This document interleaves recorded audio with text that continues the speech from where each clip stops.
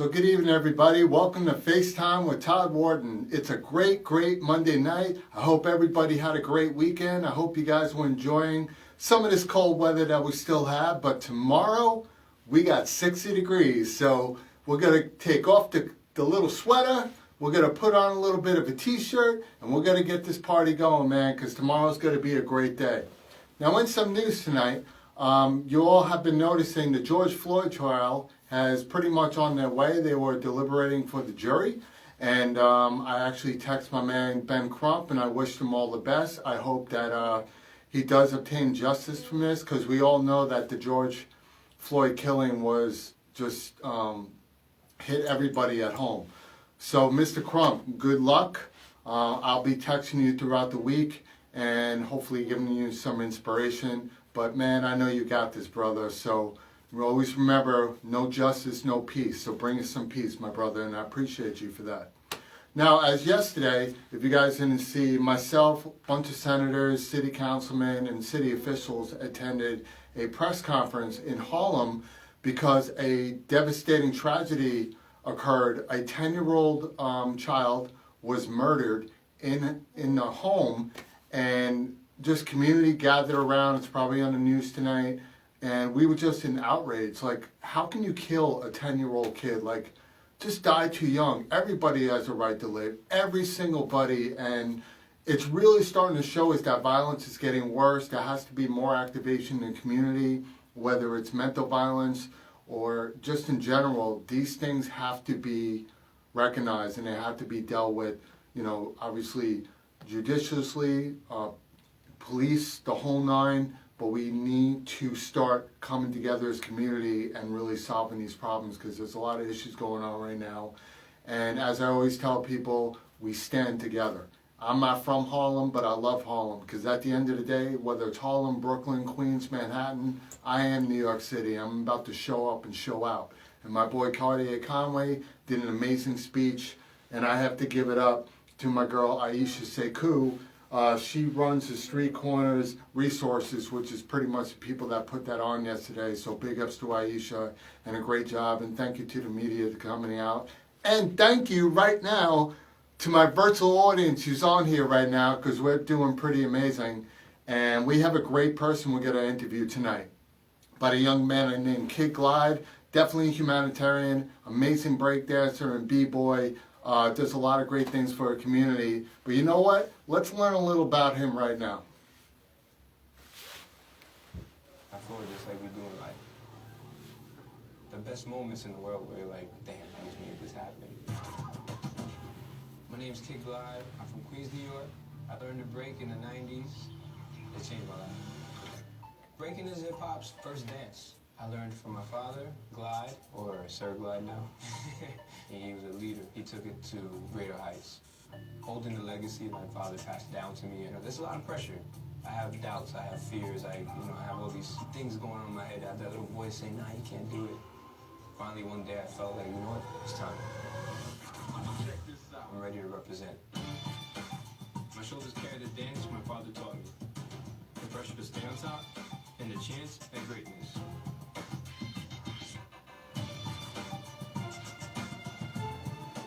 You're watching Hip Hop Honors on VH1. Brought to you by Head & Shoulders. Shoulders were made for greatness, not dandruff. So that's my man Kid Glyde, and we're about to chop it up with this young man tonight. Come on in, and let's get this party started, man.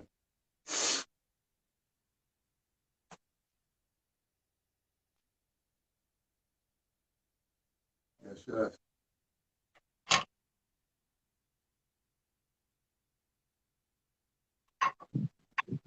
Yo, What's up, brother? How you doing? chilling, man. Good, good. How you doing?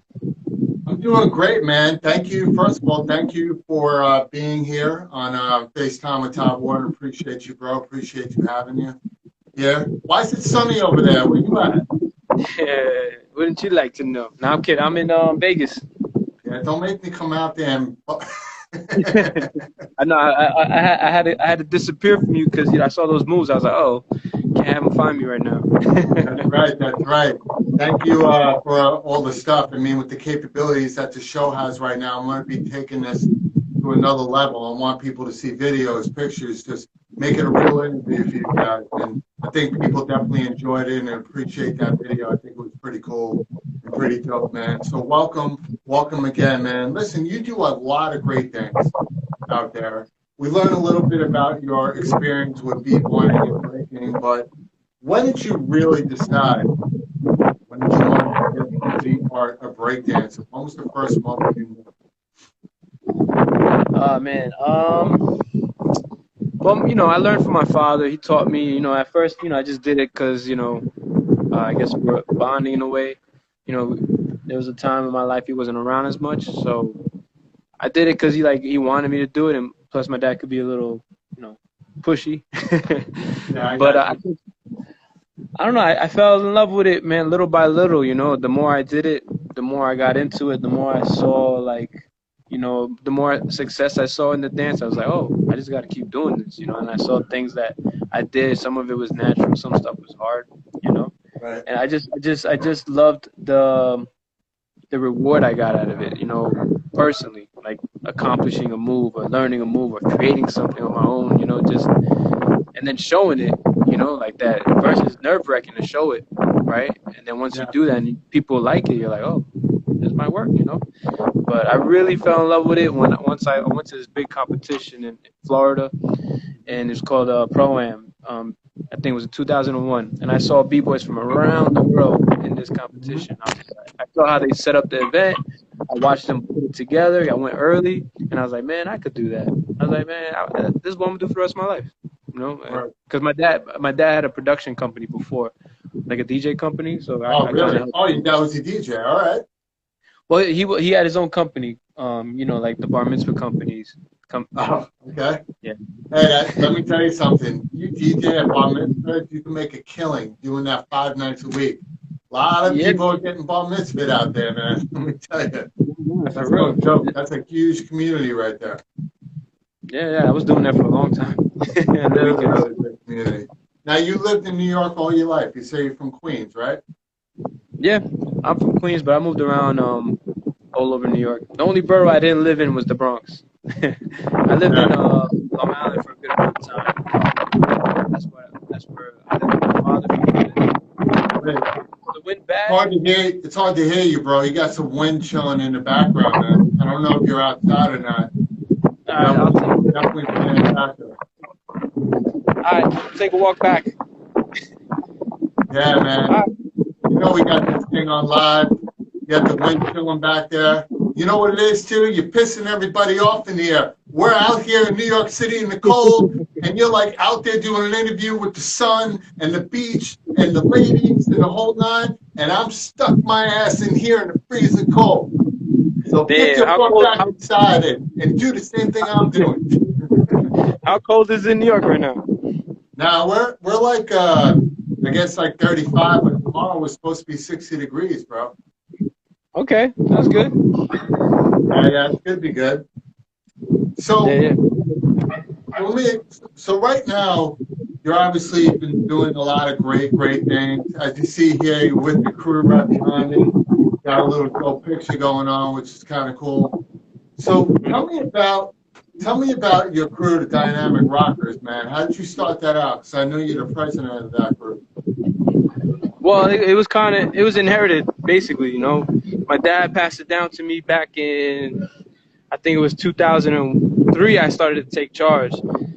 But he wanted me to lead it a long time ago. I just didn't feel ready, because if you look up Dynamic Rockers history, it's pretty legendary, So I always felt like it's hard to live up to that, Yeah, So, but by 2003, I was repping, and ever since I've never looked back, Mm-hmm. Yeah, I got you. But yeah, you guys been in a lot of tournaments, correct? Yeah, we travel the world. We competed, we organized events here. Now we're training the young generation, the dynamic kids, to take, to pass the torch down. I think it's very important that, especially with hip hop or anything, that you always have that link between the old school generation, the present, and of course the future. So guys, if you don't know, right now I'm chopping it up with Kid Glyde. He's from here in Queens. He's one of the top B-boy dancers in New York City. Right now, we're all jealous because he's out in Vegas just enjoying the sun. I got him going back inside because I don't want to hear no breeze from the ocean, man. I don't want to hear it. It's messing with my mic. It's messing with my head because I can't get no tan. Look at me, man. I'm like Casper. That's messed up. And guys, you can follow me at Todd Wharton Official, WHARTON Official. Do this 5 nights a week. We interview celebrities and influential people, along with politicians and whatnot from around the world, 5 nights a week at 7 p.m. So to get back to Mr. Glyde, we got to give some props to Paul Van Dahl from World B-Boy Classics. Well, yes, definitely. You know, one of the biggest breakdancing tournaments in the world, and definitely one of the influencers behind why breaking is an Olympic sport, which pretty cool, man, pretty cool. So when you got the word that breaking was going to be an Olympic sport, what was your feeling behind that, man, when you heard that? I didn't know what to think. I didn't know what to expect. I mean, there's a lot to it. I definitely love the culture. So, it was kind of an issue, especially when other people, were bringing it up and saying like, oh, but what about the art of it? It's not a sport, but what we do is kind of athletic. So I always felt it was athletic. It is an athletic art, if anything. So exactly. I was excited, but I didn't know. I was just worried if would it get watered down because breaking died out in the 80s because it got like everybody was doing it. I mean, everybody. Right. Yeah, so, I was doing it.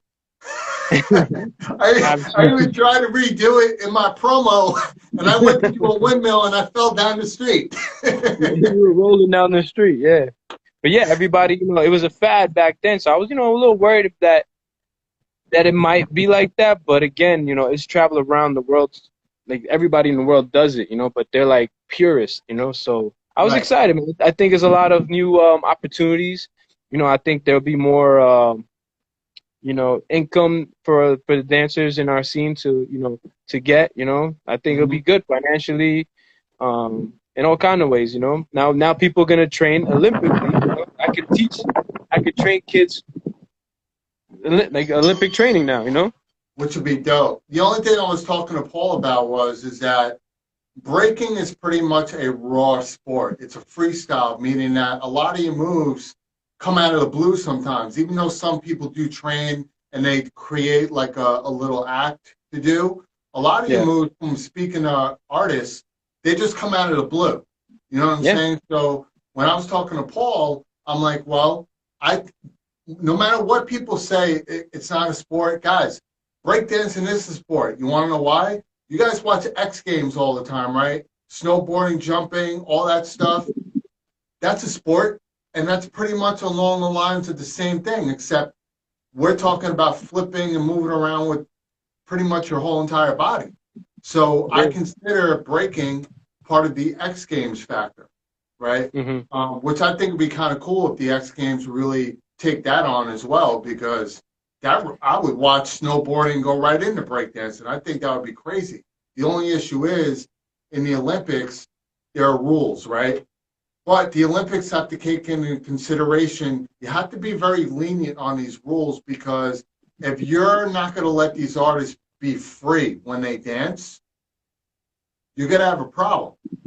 Because I don't want to watch where it's like, okay, you have to do this move, that move, this move, that move, and then do a little thing and you get graded. No, it's about free. It's about, that's what they call freestyle. It's about battling. It's about moving. It's about dancing without the waves of rules on how you do things. That's why breaking was so popular. It was an expression of how you felt back in the 80s, man. That's why breakdancing, Crush Groove, Breakin', all those movies were dope. Beat Street. So I agree with you when you're not sure how to react to it, because it's an honor that you're hearing about it. But at the same time, you're like, well, are they going to kill the sport, or are they going to allow us to be who we are and then judge us based on that?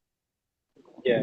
Well, I mean, as you can see, like, I think there's so many different avenues. Like, this is not the only way, like if you watch like all those sports that you name, like skateboarding, snowboarding, there's people that don't compete, but they live a lifestyle and they're still endorsed, and they put up videos of themselves just killing some tricks in the street, you know, and they're able to do that. So like, who knows? Maybe, you know, some artists, they could just dance and just make, and you know, just do that, you know.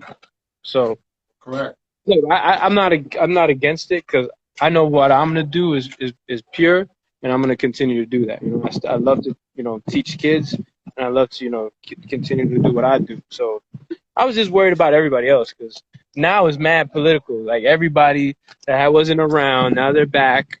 You know, like, oh yeah, Olympics, let's do this. You know, it's just like, where you been? You know, we've been working hard trying to keep this dance alive. Now you're here because it's popular. You know, so we got a lot of stuff like that. You know, all kind of political things happening within the community. You know, so it is what it is.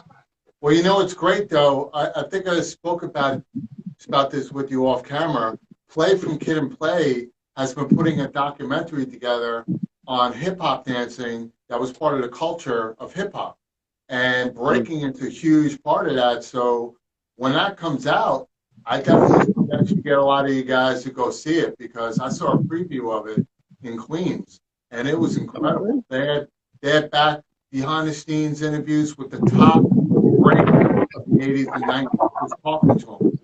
And people don't realize that Michael Jackson was influenced by breakdancing. It's where he got some of his pop rock moves from. Like, you know, at the end of the day, you know, most artists copy other artists' moves. All they do is get better at the next level, which is kind of great. And seeing in this video right behind me right here, this is your crew right here, the Dynamic Rockers, and you guys are just killing it right now. You know? Yeah, man. We're doing our thing. Every time I see like these guys working, I'm just like, man, I could do that. I can't do that at all, man.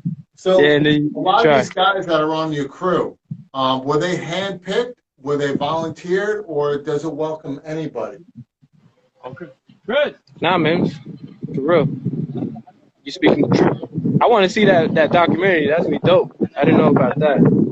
No, of course, yeah. It's good. Just look it up. It's under the Playgrounds with a Z on Instagram, and that's Play Martin's from Kid and Play's new IG.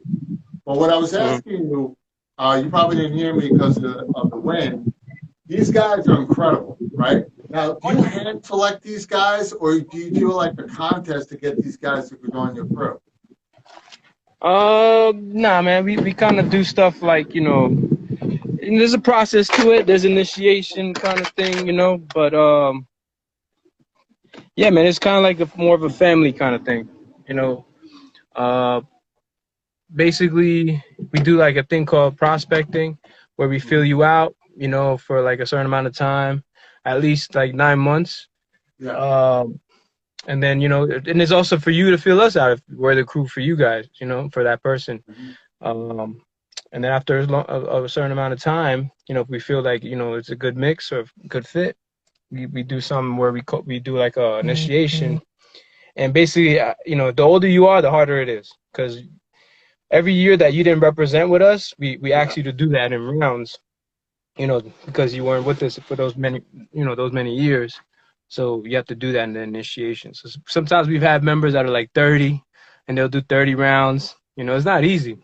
We'll take turns battling them, you know. So, but again, we try to keep it as a family, also like a small little business, you know, because, you know, I think it's important that we have financial stability, you know, within this dance.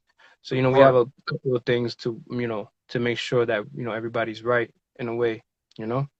Well, I love how you said financial stability, because you're obviously looking out for the business side of this, right? Because the hardest thing in the art and entertainment industry is artists trying to find a way where they can make money doing what they love. That's probably one of the hardest things to do, is to create an income based on your passion. God knows that's a topic on every artist's mind, from music to art to dance to acting. It's just hard. Now, I know you do incorporate that stuff a lot, because you have something which is really cool, which is Kids Breaking League, which I think is great. It's a community activist program that you do to really teach kids in the community, and obviously outside the community, to learn how to dance. What I love about these community things that are going on. It takes kids off the street. It gives them something to do. They can make friends from that. They can learn a little bit of the business side. You're teaching them responsibility. And all in all, you're just teaching them that there is a positive life out there. It's great to be around like-minded people because we all know at the end of the day, there's so much negativity in the world, man, which is crazy. So tell me about how you created the Kid Breaking League, man, because that's pretty important to talk about.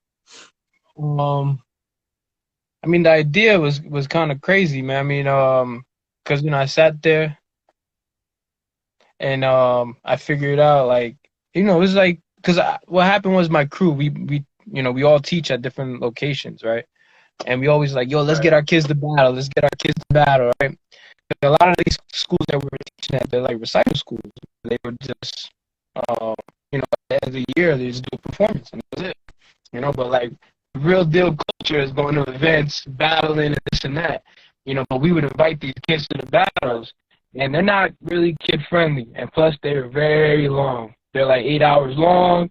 So the parents, and there's a lot of profanity, and then there's, it's raw. It's just raw breaking community, you know what I'm saying? So it's not something that's always, accepted, unless, the parents are into that. So we decided to just do a battle, and I got my kids, all of us, we got all our kids to battle each other. And what made us want to do it and keep doing it was the parents. The parents, they were so supportive, And it was just like seeing that, was just, wow, like, dope.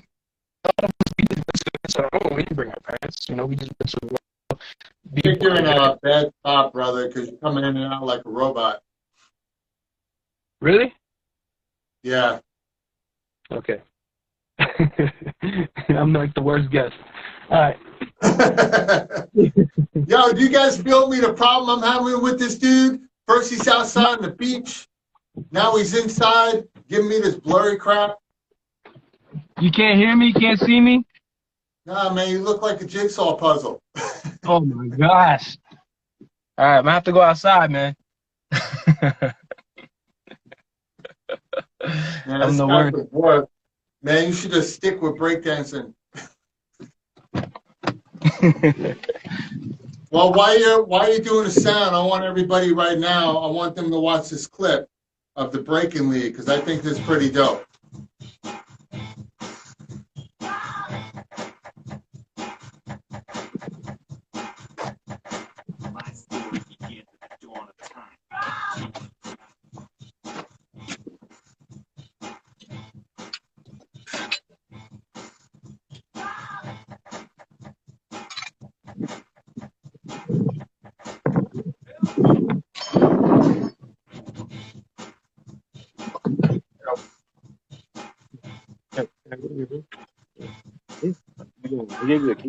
No.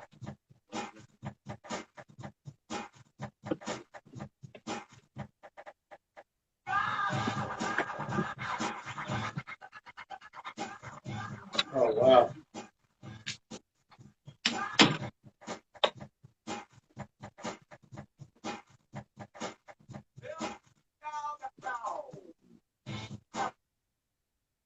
Yeah, those kids are incredible, bro. Incredible. So you teach every one of those kids, you teach them how to break, you teach them how to do things, and I'm sure some of those kids teach you a thing or two, right? Man, what these kids teach me, you don't even know. They teach me a lot. And I need kids to teach me how to stay on my feet. Yeah, a lot of these kids, they could do stuff I can't do. Or stuff I used to do. How about that one? Well, you want to know why that happens? Because when you're a kid, you have no fear. Oh, remember, yeah, of course. We have no fear when we're kids. Like, how many of us have thought that we could actually fly? Like, we really believed it. We go up on our roof and just jump off. Oh, wait, that was just me because I'm an idiot. That's something I did. Yeah, I jumped off the roof because I thought I could fly. Yeah, I flew right into the hospital. And then my mom threw me out the house, wanted to beat my butt. But yeah, dude, I love the breaking league, man. So is it for any ages that you guys teach, or is it a specific age that allowed to be there? It's usually for kids 5 to like as long as they're still in high school, you know. But Oh, I love it. it's crazy because there's some like 5-year-olds. Like I would think, they don't know about their body or know how to control their body. And I'm Right. telling you, 5, 6 years old, we've had kids that are like, they just get it. They just get it. They understand. Sure. And like you said, they have no fear. They just do it, you No, know? kids are crazy like that, man. I don't even understand. I look at some of these kids, and I'm actually looking up something now for you. These kids, like literally, just they're not scared of anything. And I'm seeing these kids flip on their heads, on their wrists, this and that, blah blah blah, going all over the place. And the guys are like me, like, oh hell no, hell no. You know what I'm thinking about when I'm seeing head cracking, this on the wrist? I'm thinking about Medicaid. I'm thinking about healthcare. I'm just thinking about my insurance going up if I ever did something stupid like that. And it's not even stupid, it's just a talent. And these kids are just ridiculously amazing, man. Like ridiculous. It's fun So to work with them because like I'll be like, hey, try this or try that, and they'll just do it. And I'll make up moves with them. Just do this with your body, boom, boom, and they'll just do it. I'm like keeping a straight face, like yeah, that was great. crazy, crazy. So Yeah. how has this pandemic affected your schools and everything else? I mean, are you getting a lot of feedback from the kids? They just miss the school. You're getting stuff from the parents as well, because I know the parents rely on stuff like this for their kids. So Yeah. have you gotten any repercussions from it? Man, at first it was scary. I didn't know what to do. I was like, but I knew I had to do something, right? Not just for me financially or because I own a studio now, right? So, but it was more about the kids. Like I've really grown to like have like a close relationship with a lot of these kids, and I didn't want them to stop. Unfortunately, some of them did, but some of them like this was their love, this is their life. You could see it in their eyes. So I was just like, what do I do? So fortunate enough for technology, I was able to meet with them online. I had to work harder to make it like more worthwhile, for the amount of money. Or some kids couldn't afford it. So I had to, work with kids, Mhm. but I just knew, you know, I've seen these kids grow in a year during this pandemic. Like they were okay. Now some of them are just amazing, just because I was able to work with them one on one, online. And then of course we had our group practices, but yo, like it was hard, but yo, we did it. And then, there was some online battles. Right now we're about to launch the league online in 2 weeks. Um, I wanted to do something sooner, but I just didn't want to do something whack. But we figured something out, and we're gonna make it happen. But there's a lot of stuff online, so the kids have been active. But Well, another good thing was that I got kids from different areas, different countries come to my class. Like my online classes, they're actually doing mhm. good. And I'm meeting kids from around the world, around the country, and it's dope. That's amazing, dude. And let me tell you something. We obviously you were supposed to be a part of a show that got postponed. Hmm. But we're all full force now. We already have the dates. I'll get into detail with you offline, but I always keep my word with stuff like that. So let your kids know you can start working on them. We have the dates for September because it looks like the Times Square is already gone. I have politicians involved now, which is great. Oh, And nice. yeah, if you've been seeing me online, I mean, I'm working all over with civil rights. You see my guests that are coming on here every day. The guests are crazy that are coming on. We're already booked out to March till April, but I got my publicist working on everything with the show, and I already had the meetings with the city, so we're good to go. Um, so let your kids know if you really want to give them something to look forward to, get the dopest of the dopest kids together. And I'm going to give you that stage in Times Square during the Yeah, Elsa man. Global Concert 2021 and let these kids show what it's all about because this is a peace thing, right? And it's guys like Mhm. you that give these kids hope. So let's give them one more hope. Let's give them something that they never thought they would ever be able to do. Yeah, that'd be amazing, man. Yeah, September. Yeah, you give me the green light, man. I have some of the best up there I'm competing giving you wherever the you green. want. I'm giving you the green light right now. I'm Man, on. give I'm me. on live Instagram, and remember, I'm going to reshare this so you can uh share this with everybody. I'm going to do promos for this for the next day. Obviously, you've seen my promos. Let your kids know that you can post on your site. They have something to look forward to. Who wants to perform at the LSF Global? You can look it up on our site, what it's about. But I can't tell you the exact details of the entire show because it's crazy what's happening right now. But I can tell you, I'm giving you the green light All right, that say no the more. breakdancing scene is going to come from you guys, and which should open up the doors for more people coming to your school as well, because people come from all different areas when they hear they have an opportunity to perform at something like this. So I think that announcement right there should double your memberships like that. Yeah, man. Just let me know how much time I got, and it's a wrap. That's all I gotta say. Well, you start today. In September, what's today? March, April, May, June, July, August. What I mean is like the time frame, like half hour, 20 minutes, 30 minutes, whatever. Yeah, we'll talk offline how long, because you don't want it to be too long, because no matter how great something is, people get bored quick. So we'll talk Yeah. about that. We got to All make it right. entertainment. That's what it has to be. Oh, for sure. You know what I'm saying? But guys, again, we are talking to Kid Glyde. You can definitely find him on Instagram, the whole nine. So, Mhm. Kid, where can they find you all over the place? You have so many handles. Tell everybody here where they can find you. All right. So my personal handle or my Kid Glide handle is KIDGLYDE Glide with the Y. I got to represent Kids Breaking League, so we have a handle for that. We have a website, kidsbreakingleague.com. Every Monday we have a free class for kids, so they could try it out. It's online. You can also come to the studio in person, but again, you have to check in. You have to, because we can only have a certain amount of kids. But as far as the online classes, is a free class, free breaking class. For half an hour, you get to check out what we do, and then because we have classes all week, so that's that. And then we have our main program, the Dynamic Kids, that travel around the world. They actually travel. I have 4 kids that are going to Texas for the U.S. qualifier. Oh, I was about to ask you about that. That's great, man. Congrats. So yeah, there's 2 different categories. Young is like I think 12 and under. I got 2 kids in that. And it's out of 8. That I was like, what? My kids made it. I was so happy for them. And then the other category is teens, and we have 2 kids out of 8 that are going to Texas. That's dope, man. And then I Congratulations. made it. I made it to the top 16 in adults. Yeah, I'm still in it.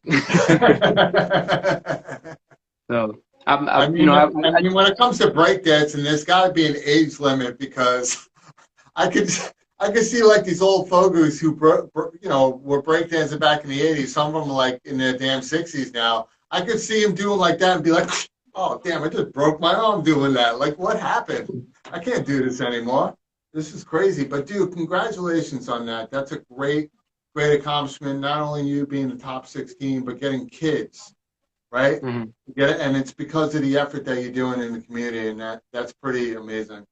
So, Kid, if there's something that you could tell a lot of your dancers, especially when it comes to dance, do you have anything inspirational? Because I know you tell these kids a lot in class, but while we're online, obviously, and this is something you could reshare, is there something you want to give out to a lot of these kids that are trying to get into the breaking field and what to do, what not to do, something inspirational for them?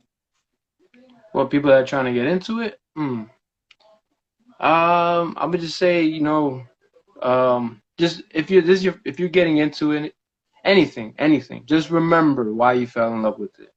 What made you feel like, wow, this is something special? Because sometimes you forget, and then you're like, why am I doing this? But it's very important, so that you keep going. Because sometimes when we forget, we get sidetracked, we get distracted. All things kind of happen, and whatever it is. And then you just, because what I see now a lot of times is people go from one thing to another, to the next Yeah. thing, to another, and they're not really consistent. So you got to learn how to be consistent. With anything you do, make that choice and stick with it. right? And just stick with it, because a lot of people nowadays, they're just, oh, this is not working. Well, you got to get through you got to get through the hard stuff, That's Hmm. it. If you really love it, you got to kick through it, That's So, perfect, dude. No, I appreciate that. It sounds to me like you put a nice spin on what passion's all about. And I appreciate you for that. And I'm sure the people that are going to be watching tonight and tomorrow, that's the great thing about doing this on Instagram. Some people work, some people have other things to do. But after we done live, I share this thing, and it's always going to be up so people can get inspired by people like you. And I appreciate you coming to me from Las Vegas. I hate that you're coming from me from Las Vegas because I'm jealous, man. I'm yo, man, jealous thanks for right having now. me, man. I really appreciate it, man. I really appreciate you always looking out, always reaching out. If anybody's listening, this man right here is all about it. He pushes and pushes, and he keeps working on trying to find something to make it happen. Thanks, So, man. look out for Todd. He's the man, and he's doing big things. Believe that. Just one of many, just one of many. And again, we're talking with Kid Glyde, amazing B-boy, breakdancer extraordinaire, humanitarian. You can find him again on Instagram. It's pretty easy to find him. And this is FaceTime with Todd Wharton. You can find me, Todd Wharton Official, Wharton. And we just developed a FaceTime with Todd Wharton Instagram page where we'll put the videos on as well as my page. And to almost wrap it up, we'll talk about what's coming up this week, which is pretty great lineup, kid. You got to like this. So tomorrow, I got Miss Stacy Pressman, who's the 2021 New York City mayoral candidate, is going to be in the Well, house tomorrow night. Yeah, we got politicians up in here. that's dope. Wednesday, we got the man Keith Shockley from the group Public Enemy, music producer, is going to be in the house from Public Enemy. Oh, Thursday, yeah, man, we got a lot. Thursday, if you guys remember the show My Three Sons, it's the second longest syndicated TV sitcom of all time. It's still on the air from 1950s. The man who played Chip Douglas in My Three Sons, Stanley Livingston, is going to be in the house. I had a nice talk with him.